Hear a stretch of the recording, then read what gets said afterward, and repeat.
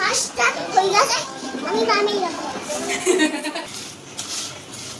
এটা ভালো করে মাখাইতে হবে, তাইলে স্বাদও ভালো হবে।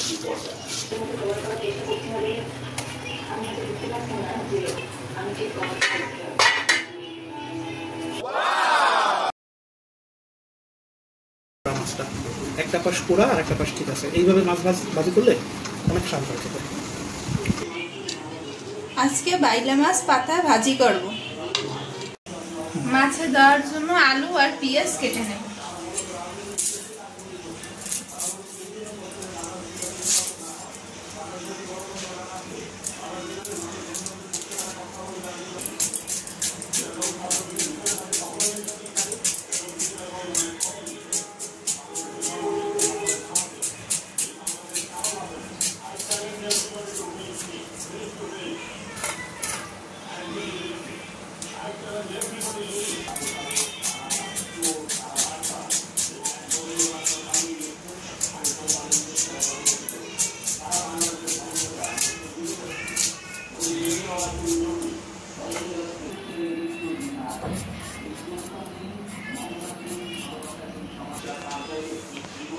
এবারে আমি আলুগুলো কুচি কুচি করে কেটে নেব। আলুগুলো একটু পাতলা পাতলা করে কাটে নিতে হবে, যেন তাড়াতাড়ি সেদ্ধ হয়ে যায়। পাতলা করেই কাটতে হবে, তাহলে খেতে অনেক ভালো।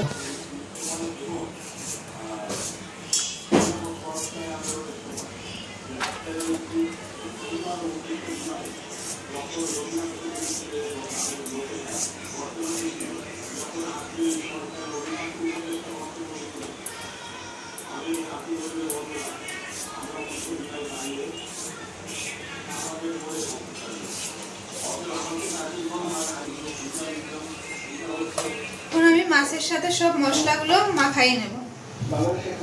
মাছে দেওয়ার জন্য আমি আলু কুচি কুচি করে কেটে নিয়েছি। প্রথমে এগুলো দিয়ে দেব।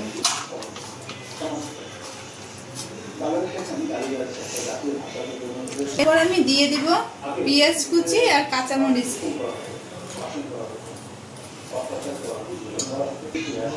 এরপর দিয়ে দেব হলুদের গুঁড়া।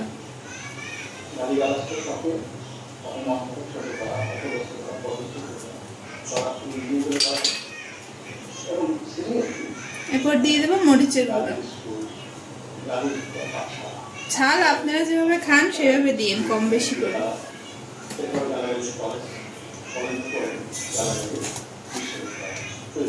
অল্প পরিমাণে চিনি দিয়ে দেব।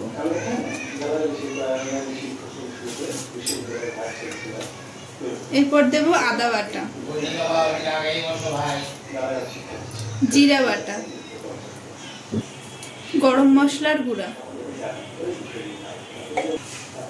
দিয়ে দিব লবণ স্বাদ মতো। এরপর দিয়ে দেব সরিষার তেল।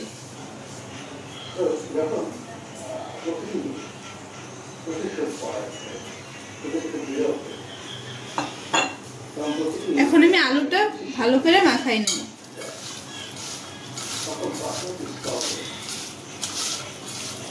এটা ভালো করে মাখাইতে হবে, তাইলে স্বাদও ভালো হবে। আর মশলার পরিমাণটাও যেন ঠিকঠাক থাকে, সেদিকেও খেয়াল রাখতে হবে। এখানে আমি আরেকটু তেল নিয়ে নেব।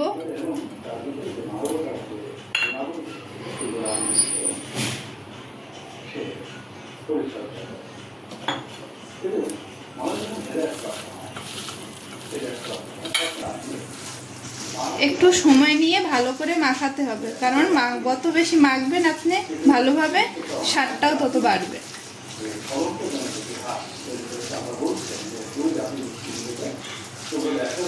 এই আমার আলু মাখানো হয়ে গেছে। এবার আমি পাশে মাছগুলো মাখবো।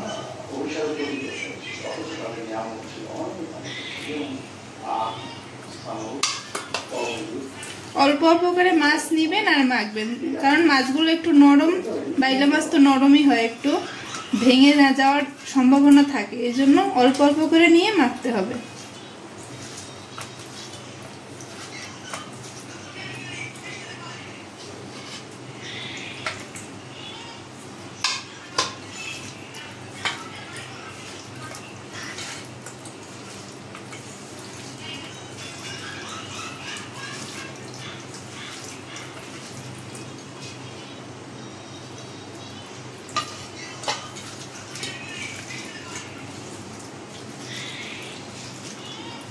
খেয়াল রাখতে হবে মাছগুলোর সাথে যেন মশলা ভালোভাবে মিশে যায়।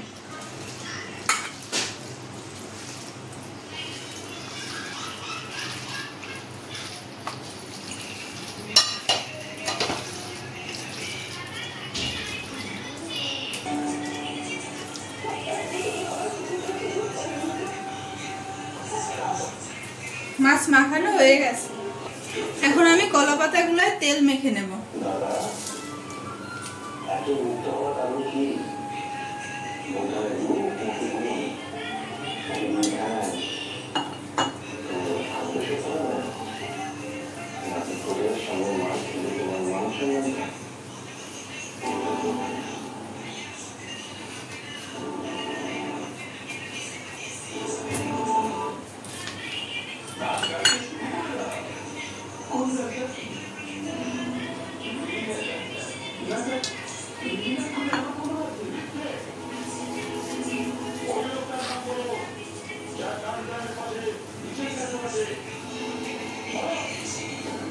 তেল মাখানো হয়ে গেছে, এবার আমি মাছগুলো পাতায় সাজিয়ে নেব।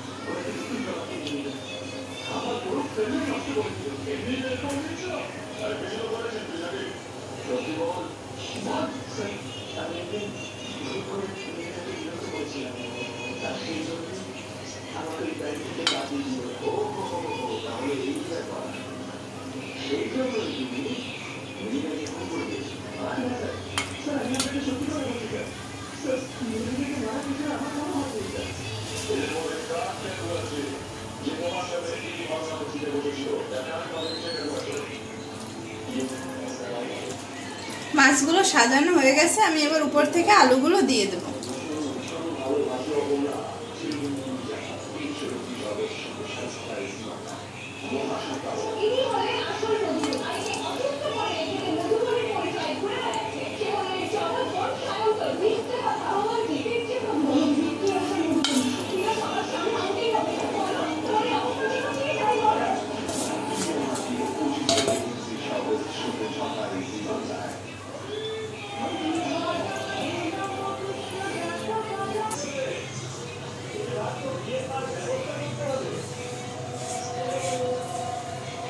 মাছ সাজানো হয়ে গেছে, এবার আমি চড়াইতে দিয়ে দেব।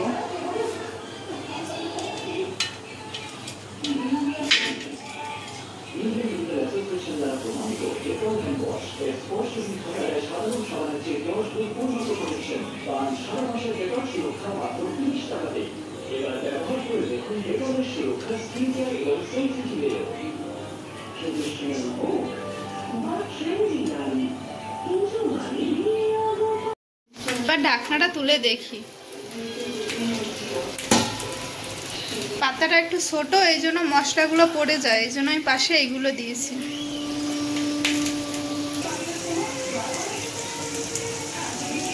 জলটা টানার পরে এই পাশটা হয়ে গেলে আমি উল্টাই দেব।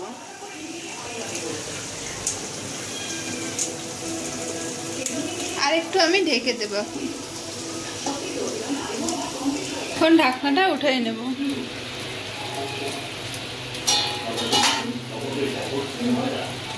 মাছের এক পাশ হয়ে গেছে, এবার উল্টাই দেব। এটা আমি উল্টাইতে পারবো না, এর জন্য ঘন্টুর বাবা উল্টাই দিতেছে।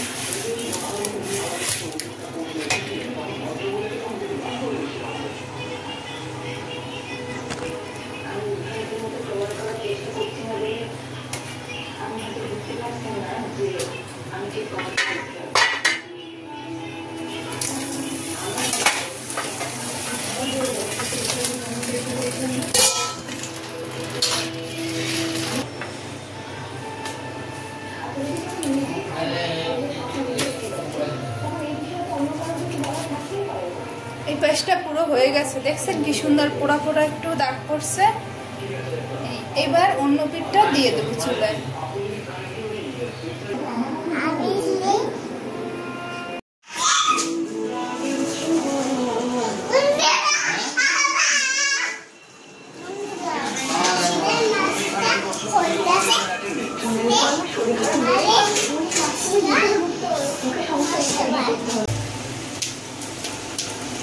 মাছ রান্না করা হয়ে গেছে, এবার নামাই নেব।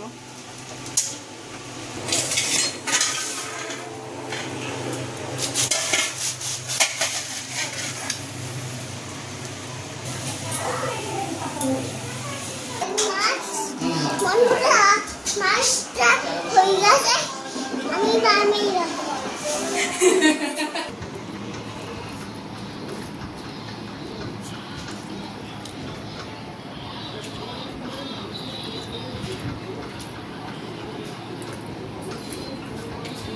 দারুণ হয়েছে মাছ ভাজাটা।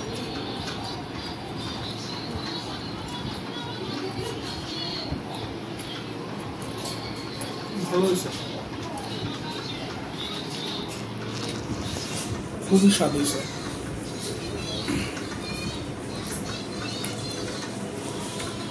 মাছ এরকম যদি পোড়া পোড়া লেগে যায় তাহলে বেশি ভালো লাগে খাইতে।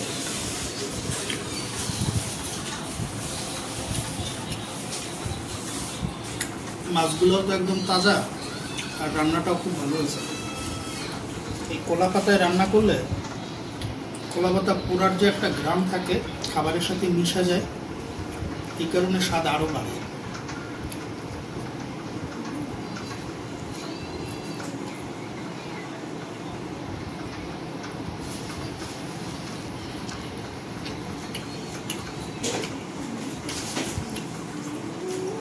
আমার আর অন্য কিছু আজকে আর লাগবে না, আমি শুধু মাছ ভাজা দিয়ে খাবো।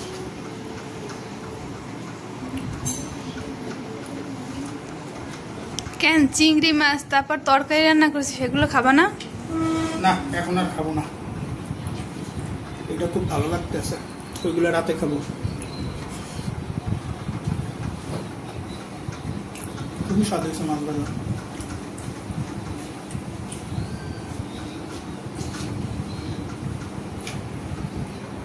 বাইলা মাছ তো এমনিতেই স্বাদের মাছ, তার উপর একদম ফ্রেশ মাছটা। কলা পাতায় যে কোনো জিনিস ভাজি করলেই খুব ভালো লাগে, স্বাদটাই অন্যরকম হয়। এটা একদম খুব সুন্দর পোড়া পোড়া মাছটা, একটা পাশ পোড়া আর একটা পাশ ঠিক আছে। এইভাবে মাছ ভাজি করলে অনেক স্বাদ হয় খেতে। কলা পাতায় ডিম ভাজি, মাছ ভাজি, মানে খুবই ভালো লাগে।